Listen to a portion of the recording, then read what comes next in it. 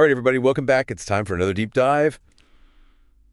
And today we're going to be checking out this book called The Federal Mafia Oh, this is a good one. by Irwin Schiff.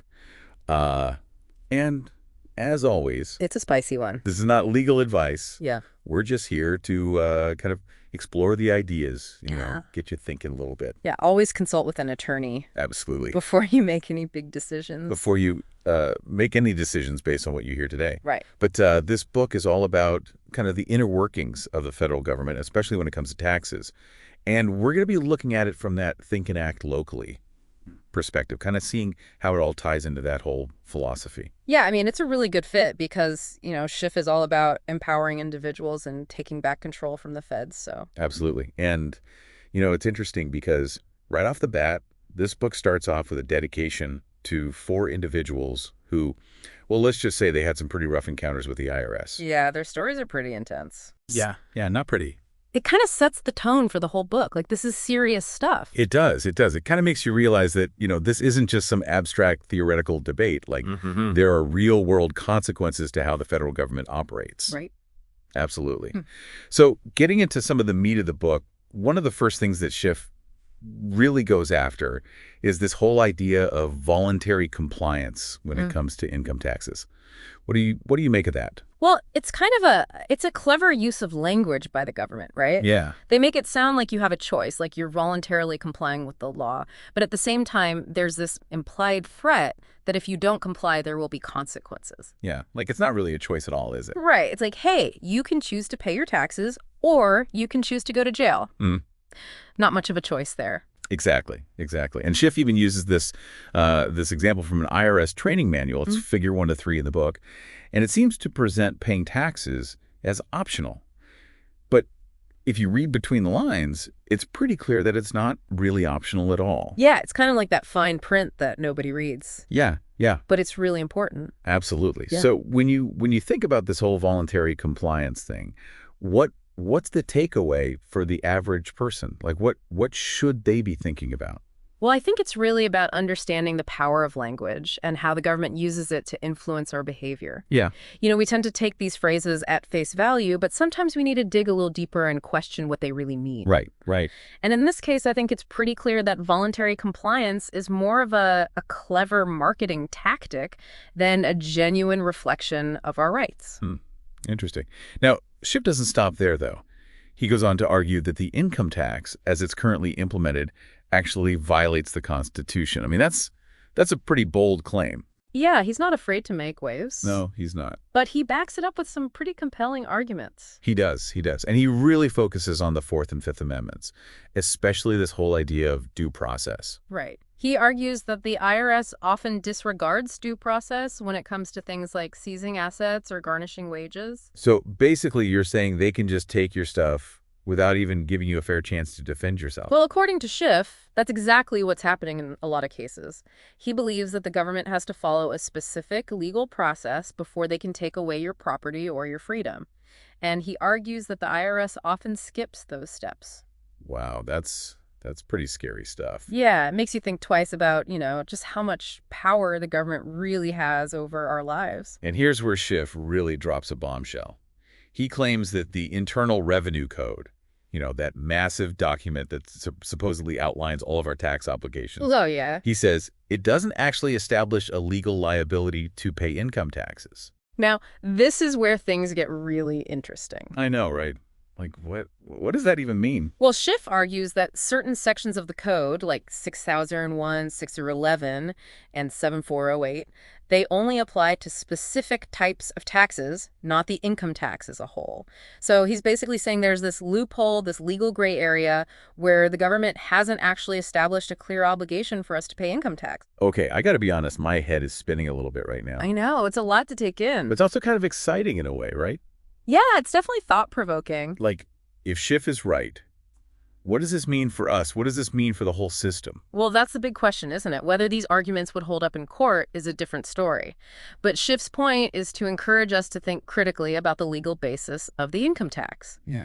And to challenge the government's authority when it oversteps its bounds. So it's all about empowering ourselves, taking back control, which ties in perfectly with the think and act locally philosophy, right? Exactly. If we don't trust the feds to play by the rules, maybe it's time to start taking matters into our own hands at the local level. And Schiff actually gives some practical advice on how to do that, like how to avoid IRS audits, handle summonses, and even stop income tax withholding. Yeah, he's all about practical solutions. He wants people to take action, to stand up for their rights. And he's not afraid to share his own experiences either.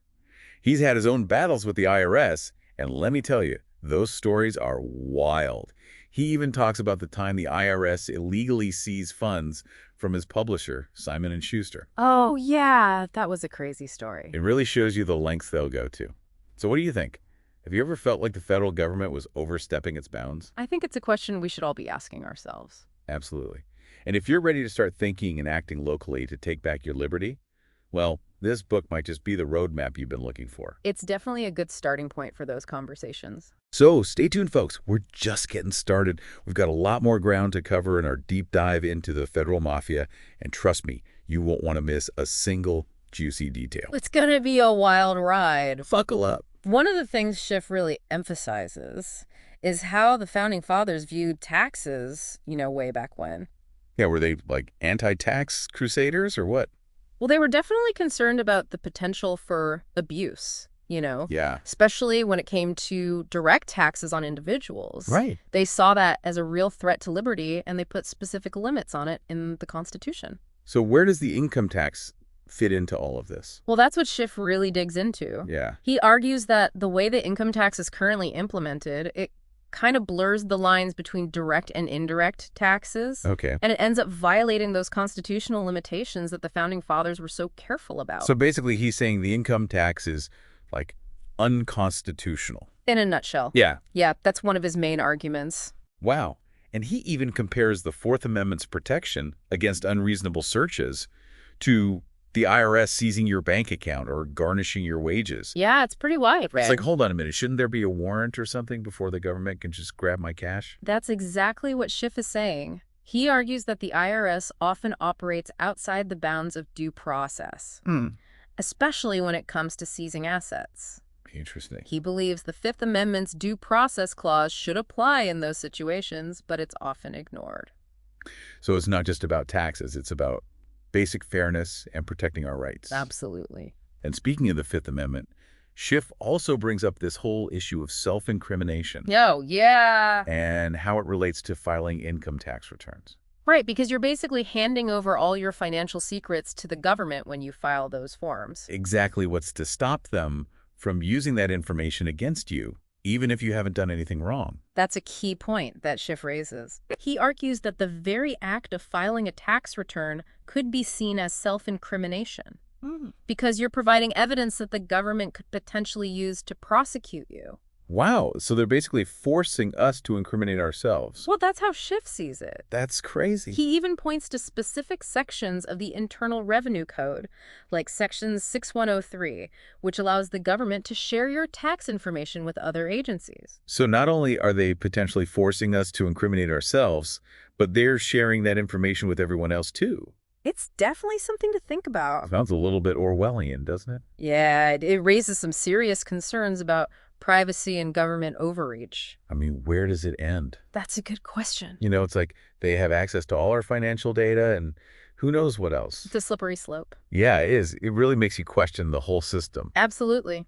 Now, I know we've been talking a lot about the problems with the income tax, but Schiff doesn't just leave us hanging. Right, he's not just a complainer. He's actually got some solutions. Yeah, he does. He actually proposes some alternative ways to fund the government, like this idea of a modified income tax. Yeah, that's an interesting one. So what's that all about? Well, instead of taxing everyone's income, Schiff suggests that we only tax income that's derived from government activities. So like if you work for the government or you get money from government contracts, you'd be taxed. Exactly. Everyone else would be exempt. That's a pretty radical idea. It is, but it makes you think, doesn't it? It does. It's like saying, hey, government, if you want our money, you got to earn it. Right. I bet that would make those bureaucrats think twice before spending our hard-earned cash. Schiff argues that this system would incentivize the government to be more efficient and accountable. Because they'd have a smaller pool of people to tax. Exactly. Interesting. So it's not just about reducing taxes. It's about changing the whole incentive structure. Exactly. It's about making the government more responsive to the people. I like that idea. It all ties back into that think and act locally philosophy. Absolutely. It's about empowering ourselves and our communities to become more independent and less reliant on the federal government. Yeah, exactly. Now, speaking of self-sufficiency, Schiff doesn't shy away from tackling one of the biggest elephants in the room, the Federal Reserve. Oh, yeah, that's a whole other can of worms. He really goes after them in the book. Yeah. It's like watching a verbal smackdown between a wrestler and a banker. He doesn't hold back. No, he doesn't. So what's his beef with the Fed?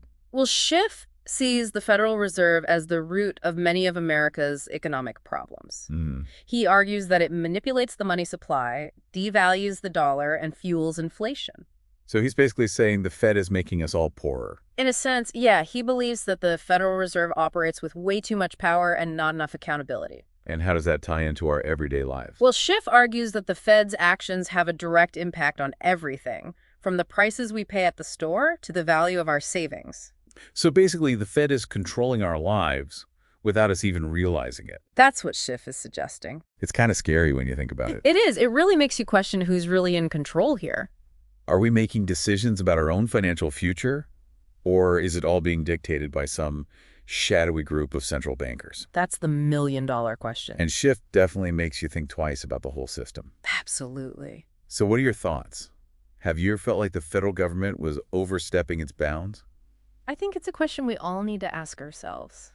Absolutely. And if you're ready to start thinking and acting locally to take back your liberty, well, this book might just be the wake-up call you've been waiting for.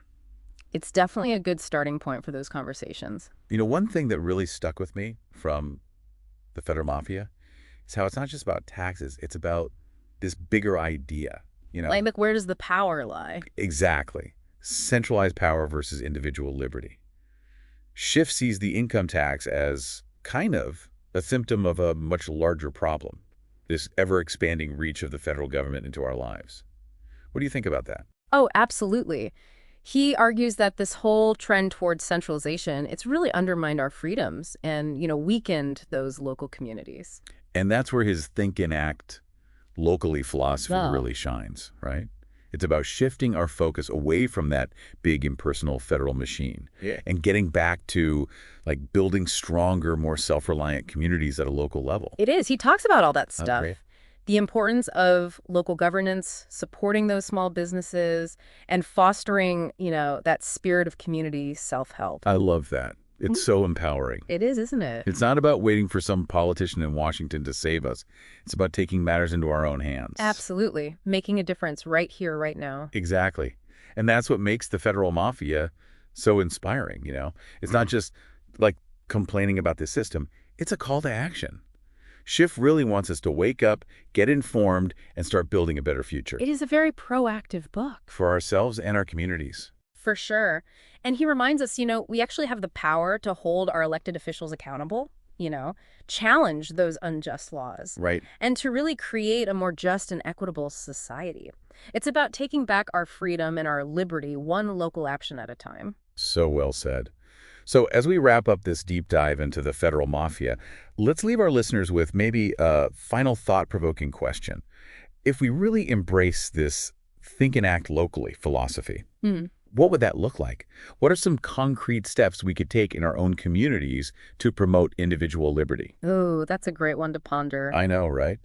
And maybe, how can we limit the power of the federal government? That's something to really chew on, folks. Absolutely. Get out there, start those conversations. Let's build a brighter future, one local action at a time. Until next time, everyone, keep on thinking and keep on acting locally. See you then.